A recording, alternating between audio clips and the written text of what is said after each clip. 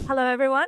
Joining you from IFX Expo Dubai. I am visited by Hayel Abu Hamdan, the Chief Business Officer of IXO Prime. Hayel, thank you so much for sitting down with me. Nice to be here. Pleasure. Would you mind telling us a little bit about IXO? I mean, it's a prominent brand. It's been around for a while, but I know you've changed a lot of things recently. So please enlighten us. Sure. IXO is one of the sort of verticals of the Infinux Group. It's the institutional sort of arm providing liquidity to brokers worldwide. But Infinux as a group was started in 2009.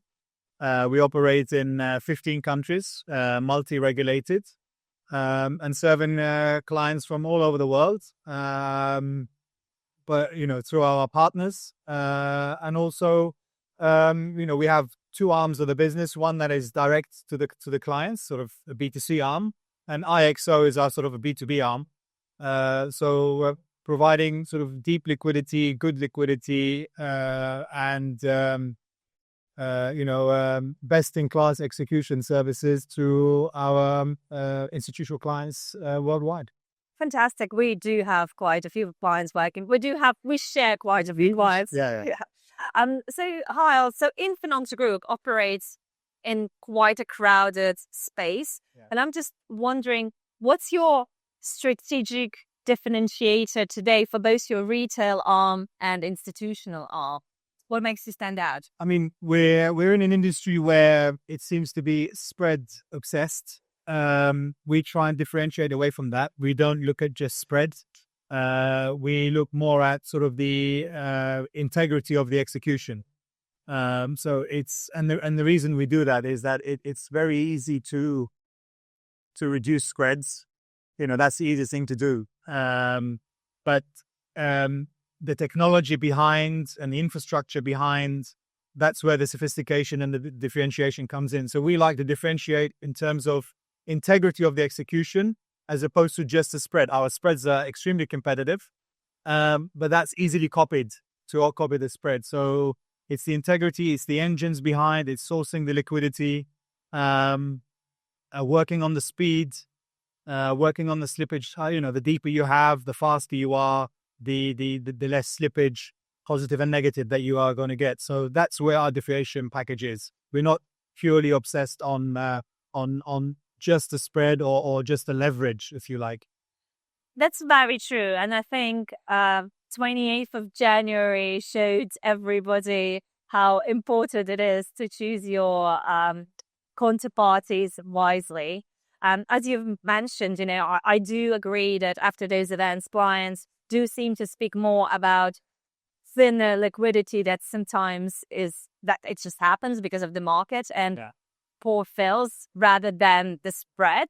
Yeah. Because that makes sense, when the market moves, spread may widen as well. But how do you measure the true execution quality at Infinux, and what improvements, if any, maybe it's perfect, will we see in 2026 perhaps?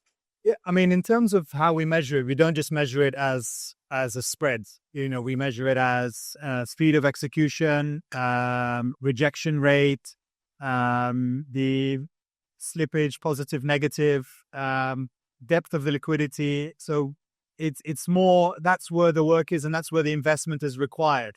It's very easy to just set up a shop and just say, okay, I'm going to offer this spread. I do my competitor analysis and I say, okay, this is going to be spread wise. But if you don't have the technology and the algorithms and the sophistication behind the spread that you're quoting, your slippage is just going to be out of line, and you're not going to have that sort of long-term relationships with the client. So we are always aiming to improve the integrity of the execution as opposed to the spread, which is the entry point of that relationship. Okay. So what trends are you seeing currently emerging for 2026? Look, clients are getting more sophisticated. They're getting more vocal, more demanding. It's both through education and both through the competitiveness of the market. So what we're looking to do is to looking at the integrity of the execution, alignment with our partners, because our partners are sort of an extension of our business development team, and they're very important sort of part of our success. So we're listening, and we're trying to innovate ourselves and then move in the same sort of speed as the market is evolving, as the client is evolving. We're keeping up with that speed and trying to differentiate through the quality of what we're doing, and not just, we don't want to be obsessed. We're not going to join the bonus and leverage race because that's very short term.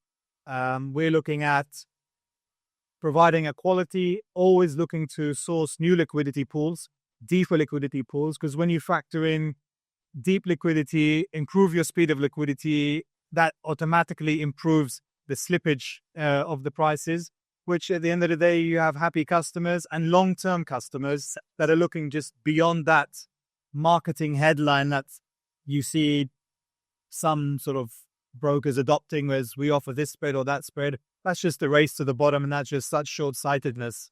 But quality now is the name of the game. The user experience, and part of that user experience is making sure that your infrastructure, your IT infrastructure, your pricing engines, your liquidity pools are up to scratch with the demands and evolving at the same speed as that demand coming in. Fantastic. Well, that is true. Resilience and stability is one of the... Absolutely.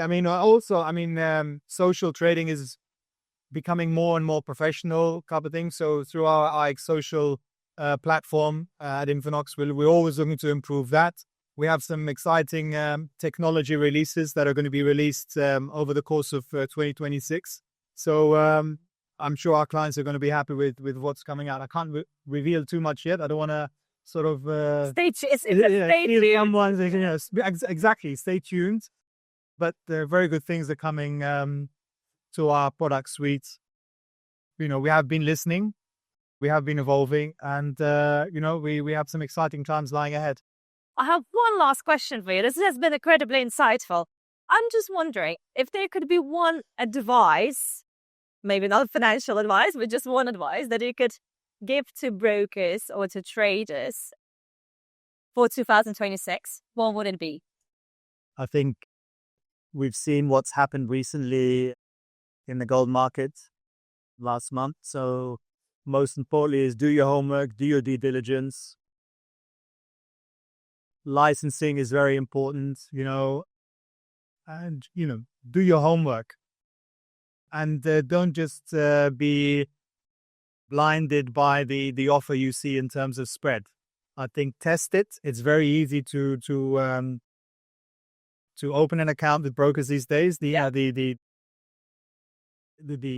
can try a few brokers out and then find out which one actually measures up and actually is walking the talk, if you like, and not just blinded and hiding behind a nice sort of marketing campaign, if you like. So that would be my advice.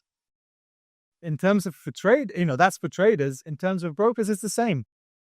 Because when you're dealing with your LPs, you're basically putting your reputation ahead. So, that's the hardest thing to get back once you lose your reputation. So I would advise both clients and brokers to do their homework on both aspects of what they're trying to do and see what sort of technology and how resilient your counterparty is and who's behind the scenes. Ask questions, and honest and transparent brokers will be happy to answer those questions. Deal with transparent brokers like us. One thing that I forgot to mention is that we are looking to publish sort of execution reports where we measure our metrics. Yeah.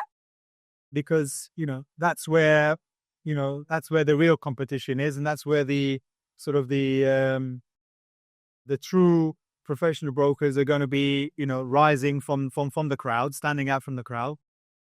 We're looking to publish speeds, we publish slippage, we're publishing rejection rates, all sorts, and this is something important to traders, that just builds trust. Of course. And, recent times have shown that you've got to pick the right partner and the right broker to trade with. Fantastic. Thank you very much. This has been incredibly insightful, and we're looking forward to all of your new projects and updates coming soon. Thank you. Thank you.